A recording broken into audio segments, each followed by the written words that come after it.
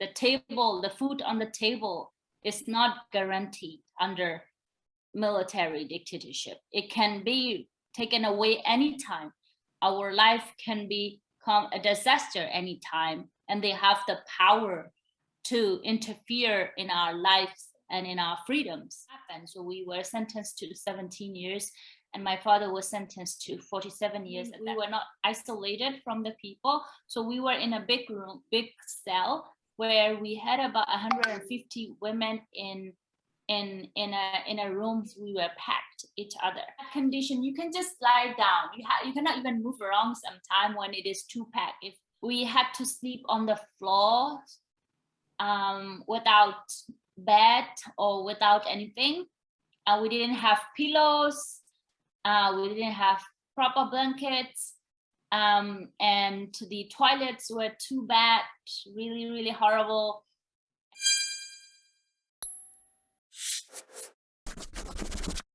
Hello, my dear friends. Today I have a special guest. Her name is Wai Wai Nu, an activist from Burma who advocates the rights and the equality of all people in Myanmar, including Rohingya, an ethnic minority in Myanmar. She was listed one of the BBC 100 Women in 2014. In 2017, she was named one of Times Magazine Next Generation Leaders.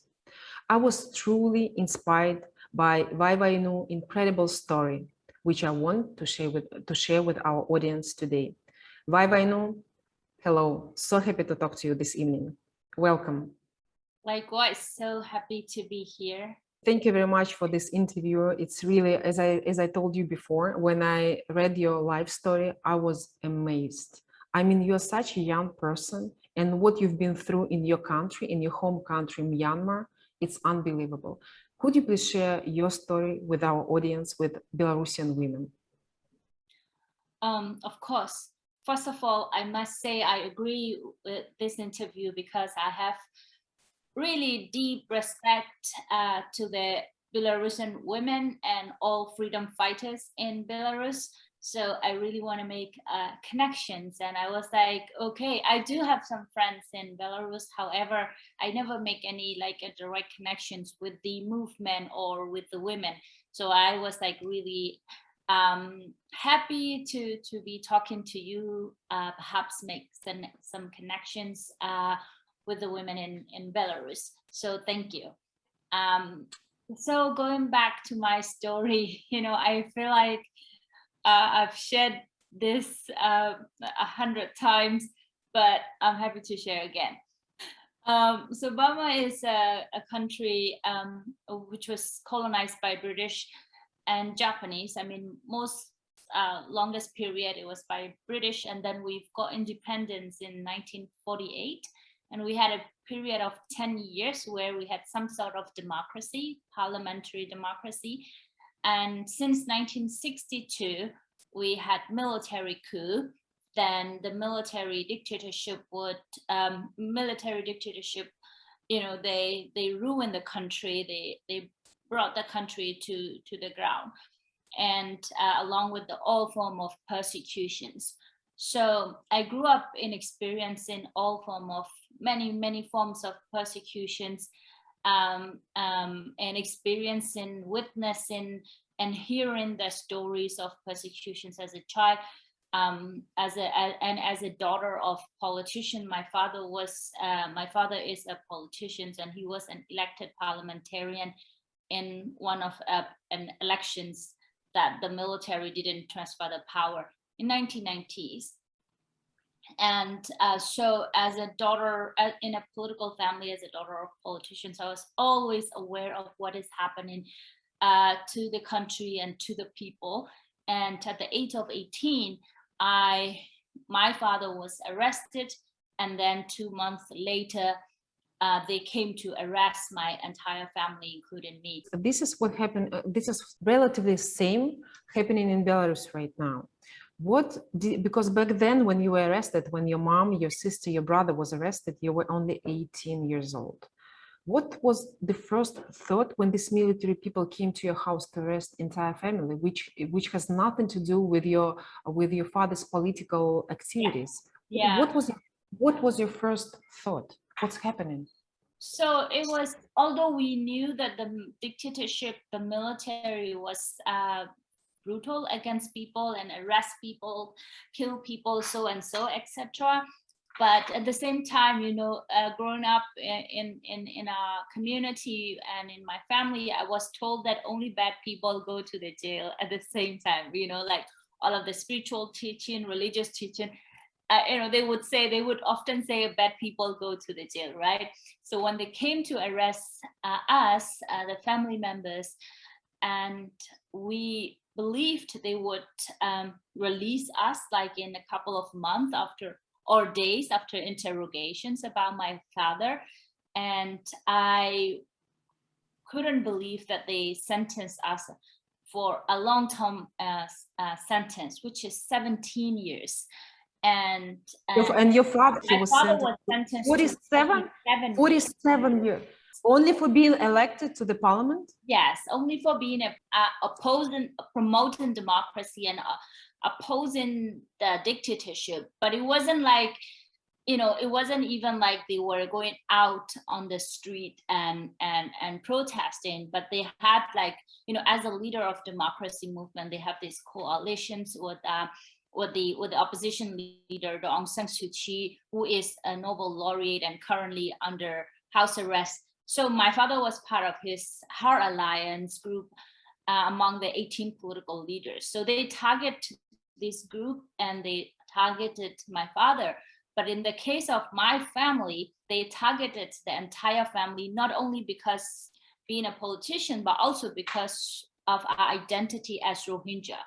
So they targeted us more and they arrested the entire family. But at that time, as an 18 years old, as a teenager, I couldn't comprehend what was happening at the beginning, initial state. And I thought, even in the day of verdict, I thought, we would be released during the verdict. But my hope and my thinking was untrue. It didn't happen. So we were sentenced to 17 years, and my father was sentenced to 47 years. At that time, it was extremely shocking for me, like not being sentenced to a long-term imprisonment, even even higher than like heinous crime like murder and other heinous crimes. I was like, how could this be possible? To sentence to this long for to a teenager. What if I was in my mind, I was thinking like, what if I am their children? What if I'm their daughter? Wai Wai, what about your sister and brother? You were 18. What about them? How old were they? My sister was about 25 and my brother was about 27, 28. What about the judge? Under what article she sentenced you to 17 years in a prison? Did they explain you what was your fault? Officially, I mean, officially, they're supposed to say something. So yeah, during the verdict, they said for my family, for my father and the family, my father's name is Uchomin and family moved from Rakhine State, which is the place we were originally from, Rakhine State to Rangoon, which is the capital, without permissions and without changing the family registration card, and then lived in Yangon in different places, means is suspected to be a threat to the national security. So that was our verdict. So basically, being a politician, not having not being rich to buy their own like house and renting houses, and living in rental houses become a crime. But under dictatorship, they can use anything, they can say anything, and they can put you in prison. That's the authoritarianisms and military dictatorship look like. So it's happening today, young people and political activists are being, hundreds of them are being arrested and just put in prison for no reason. I just wanted to make a parallel between your country and Belarus, because in modern Belarus, people are put in the prison, people are penalized only for wearing our historical Belarusian colors, white and red. Can you imagine, in the modern European country of the 21st century, you're sentenced to the prison, or just you penalized only for wearing the colors? I don't know if you followed up the presidential campaign in Belarus. My fellow friend Maria Kolesnikova, because basically there were 3 women who stood up instead of their men, because our men were not registered as a presidential candidates. My friend Maria, she was sentenced to 11 years in a prison for absolutely nothing, for for doing our constitutional rights. I mean, for just being on the part of the law, which is absolutely unacceptable. I have a question for you. Do you see any parallels between Myanmar and this military people in your country, and between Belarus and Lukashenko, who we call the last dictator in Europe? Yeah, I mean, the practices, the treatments against power abuse, the treatment against the people, the crackdown against the protesters, all of these are the same. All the dictators, they do the same thing, and all of these dictators are still enjoying impunity for the crimes that they have committed to their people, and they are enjoying impunity, but with the support of, like, big countries like Russia, China, and others. Wai Wai, could you please share the conditions in the prison? Because you spent 7 years in a prison. What were the conditions of keeping you and your mother and your sister and a brother in a prison? Were you together? Were you separated? Did you get a chance to see each other? Were there any tortures? So the conditions in Myanmar, in Burma, it's very different from prison conditions in Europe. So living condition itself is extremely different, very deplorable. Basically, we had to sleep on the floor without bed or without anything. We didn't have pillows. We didn't have proper blankets. And the toilets were too bad, really, really horrible, and everything. And there were like insects or, mosquitoes everywhere. You just have to sleep there. It's terrible, very poor living conditions, and food, really poor food, and hygiene systems, healthcare, everything is very poor and compared with many prisons in the Europe and in the West. But luckily we were not separated. My mom and my sister and me were not separated. However, my father was separated for 5 years. We were not able to see him, so it was the most difficult part for me, the most difficult experience. And but because my mom and my sister were with me, they were, as a source of strength for me. And we actually had to live with many other criminals. How many people were there in one cell? Yeah, we were not under solitary confinement, mean we were not isolated from the people. So we were in a big room, big cell, where we had about 150 women in a room, which might be around 100 by 30 feet square foot. We didn't have our room or our space. We were packed each other. So we had like only 2 feet by 6 feet of space to sleep, to eat, and to do everything. That's our space, like this 2 feet by 6 feet. And you spent 7 years in these conditions? Yeah, in that condition, you can just lie down.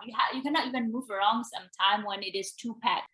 Basically, sometimes you have to sleep with women, the strangers that you don't know. And it itself is deprivations of human dignity. So I felt my dignity and my human value was stripped away when I was put in jail. It wasn't just that the fact that being in prison, the fact that I'm deprived of my liberty and freedom, it was also about, a torture to me, with many forms of humiliations and deprivations of human dignity. Why? In one of the interviews, you said that the prison for you, it was a life experience because you got a chance, you did have a chance to talk to these women, the women who were together, packed with you in one cell. What did you learn for yourself being a woman amongst these 100 plus women? Many kinds of women in the prison. Sometimes we were put in with complete strangers and random people. But then over time, I came to know them each other a bit better and, become friends. And I actually spend most of my time, the whole day, almost the whole day talking to women, other women. And at that time, it was eye-opening to me to understand the struggles of the women in my country and how the women are disproportionately affected by the dictatorship. And even when they are put in prison, how their life is affected and how they're more vulnerable and in many ways. So I came to realize that. And at the same time, a lot of these young women that I met, they want, like, some of them wanted to go to school, but they were very unfortunate not to be able to go to school because of their economic and other conditions that is resultant by the dictatorship. And many of these women and girls even don't know how to have a dream. So my realization was that I was very fortunate to know what was happening to me, and at the same time, I was very fortunate and privileged to have such a life. Like, at least I went to the school and I knew what I want to be, and I had a dream. So I thought I was privileged and fortunate than many others. So if these women can survive, why not I, right? So I got inspirations from them to be strong and to basically appreciate my privilege and to help these women. One day, since then, I was dedicated to myself that, first of all, I think no young people should be put in prison for no reason. And no young people should deprive of their educations and their human dignity. And I will make sure that is happening. Second, I will ensure young women and men in Myanmar have dreams. I will support them to have dreams for their life, so that we can create a better society and better community for the country. And I believe, in addition to that, understanding all of this, social, political, and economic systems in the country, by talking to many of these women, I thought, I wasn't a kind of an activist like this when at the age of 18. I was a daughter of a politician. I know a little bit about politics. But then I thought, okay, this dictatorship, this military regime sucks, and I need to fix this. I'm going to change the system. So that was what was happening in my mind. And when I came out from day one, when I was released from the jail, from day one, that's what I've been doing. Wai Wai, I can ask you a question, because when did you have this idea to create a women's organization, Women's Peace Network, Arakan and Justice for Women? You came up with this idea while being in the prison or after you were released? Because you were released But even though you were sentenced to 17 years in the prison, you were released 7 years later when you were 25. I never thought I would become, so active like this now, traveling to the world in every week. I wasn't thinking anything like this. But then when I came out, when I was released, we thought basically we were released under the presidential amnesty, saying the political prisoners to contribute to the so-called democratizations. It was a fake democratizations or democracy transitions from 2010 to 2011 to 2021 until the military coup happened. This past 10 years was like a fake democracy transitions. With these fake promises, they released some of the political prisoners at that time. Anyway, so we got to be free. But then as soon as I was released, I was connected to many people across the country, and I started to realize that democracy transition is not genuine. It's not actually bringing us to the democracy. So, and I become, I started to discuss about this among young people.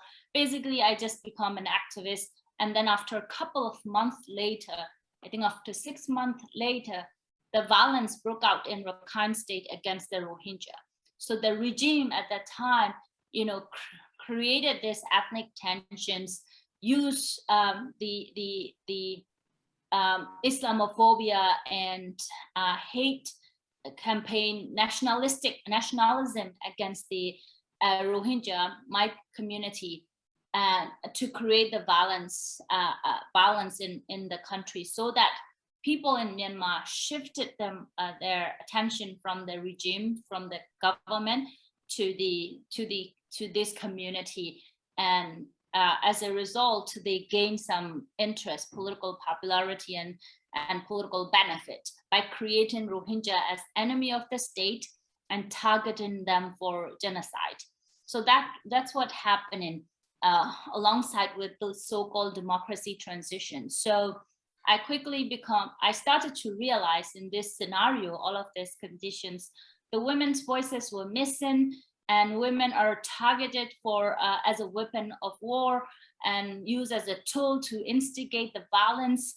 So it's like so messy, and the way women are being subjected, yet women voices were missing.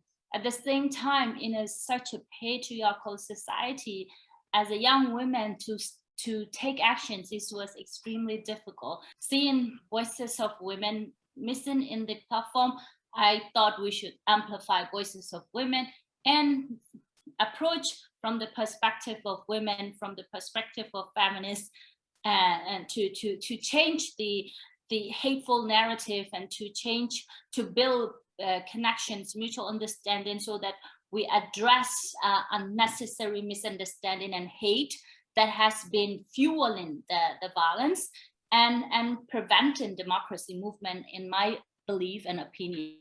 So that's the reason that I started Women's Peace Network, and it was creating platform myself and my voice and voices of women like me. We have founded this Yangon Youth Leadership Center, where we provide civic and political education trainings for young people, like basics political education to human rights educations, leaderships, all of these skills and tools and knowledge that they need to be empowered to take leaderships in social, political, and peace building areas. For me, it's always been strategic approach.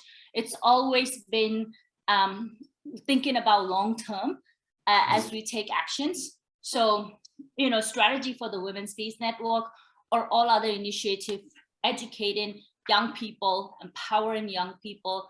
There are times that we can be very emotional, and that emotion can gather a big crowd, like now the protests happening in Myanmar. But there are times that you have to step back and be strategic and build the energy, collect the resources that you have to you need. So that's what I think I've been doing over the past 10 years. I just wanted to ask you a question because your story is incredible. It's very, very inspiring. I mean, after 7 years in the prison, knowing that you didn't back then you didn't know how many years you're going to stay in the prison because you were sentenced to 17 years. And every day, you wake up in the morning and you don't know, maybe it's going to be your last day in the prison, or maybe you still have 10, 12, 15, 17 years ahead of you.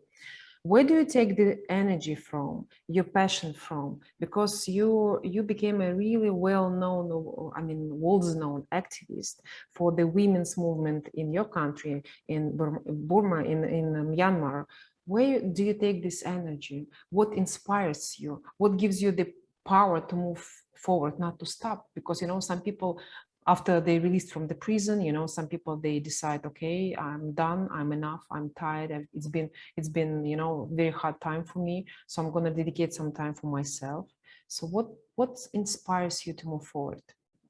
Yeah, I mean, that's true. I can just sit back and enjoy my life, but at the end of the day, life is too short, and if you don't work on the future that you want in your country, and who else will work, right? And if you just stay and sit back and stay and do nothing, then you might be in trouble again. You will never be free, and your generations will never be free, and your future generations will never be free, and they might continue to face the hardships and persecution that you have experienced. So would you want to hand over that legacy, or what do you want to left for your future generations for a better world? So I think that is a fundamental thinking. But otherwise, there are a couple of things, a combinations of my own experience and my own experience as an individual, and secondly, it's about understanding the situations better, knowing I can be too ignorant and I can have my family and enjoy my food on the table and my life, but then if you don't know if that life is not guaranteed under dictatorship, under authoritarianism, then you will still be comfortable and you wouldn't take any actions. But people like us understand the convenient, the food on the table is not guaranteed under military dictatorship. It can be taken away anytime. Our life can become a disaster anytime, and they have the power to interfere in our lives and in our freedoms. And the third important factor in my motivations, or my being who I am, is my father himself, and being his daughter and understanding what his principles and beliefs are for the country. So I asked my dad, why do you continue to do this work? So he was basically saying, I am privileged than many others. So I need to use my privilege and my freedom to help others. Otherwise, I am not safe either. So all of his words, word by words, is all inspire me to follow his steps. May I ask you a question? Because in Belarus, we've been fighting with the dictatorship for the last, actually the same person rules the country for the last 27 years, but the last year, really, it was a year of horror for Belarus people. May I ask you a question, as the person who fights with the authoritarian regime, with the dictatorial regime as well, what advice would you give to Belarus people, how to fight the dictatorship? What would be the most efficient way for us to fight the person who commit a lot of crimes against Belarusian people? I think what dictators are afraid of is people. My advice would be try to be together, try to show your power as people, your power as individuals and as people in the society, then they're afraid of it. And more than anything, they are not afraid of guns, they are not afraid of violence, because this is what they are capable of doing, and this is what they are. They know the best how to be balanced, how to use the weapons, but they don't know how to tackle people, unified voices. They don't know how to tackle non-violent strategy. They don't know how to tackle when people come together in a massive movement, when they see you together and they have no power. That's where you win. Otherwise, if they see you separated and they are happy and they feel more empowered and control. So I think that is the most crucial. I often hear the question, what can international community, foreign countries to do to bring democracies in the countries where we're lacking democracies? And sometimes I get the feedback, or people think that only inside of the country we can put enough pressure to get rid of the dictatorship. What do you think about the involvement of international community? Does it work in the countries with the solid dictatorship, or just, like the only people inside of the country can change the regime? What works better? What do you think? I think to change a regime, the most important element is to have a strong movement inside the country. And that movement must be supported by the international tools. International actions alone cannot, I don't believe, could change a regime. Might change international tools, international pressures may lead to change in some policies, but for entire regime change, we definitely need a mass movement, a mass mobilizations, and a strong civil movement. That's what we need. But that alone cannot go anywhere. We have to have, because a regime or a country can only exist in this global world when international community recognize, right? So that's why I think the international recognitions, international engagement, international pressures, all of these are critical. So we have to work hand in hand together. We have to use both tools, both domestic power and international power. What can we as women do in this situation, just to help our people, help of people of Belarus, in my case, in your case, the people of Myanmar? What can we do as a female, as a woman? I think you just need to know what your strengths are. Use your strength and your femininity to win the dictators. But for me, I don't see myself as sometimes women or men. I don't think about my identity. I think about my capability and my, just my ability to do what I want to do. Sometimes I forget my gender. I see myself as human being. I would do everything possible to change the systems, to basically do everything like any other person. For us as women, I think what is important is to believe in ourselves, that we are capable of doing everything and using our potentials and having courage to implement our dreams, and having dreams so we can have dreams for our society, for our country, for the world. What are your dreams for the country, for Myanmar? What are your hopes? My hope is creating a society where everyone's human dignity and human rights are respected, where all communities thrive and live together in peace, in a very inclusive manner. So my dream is creating an inclusive futures for all of us.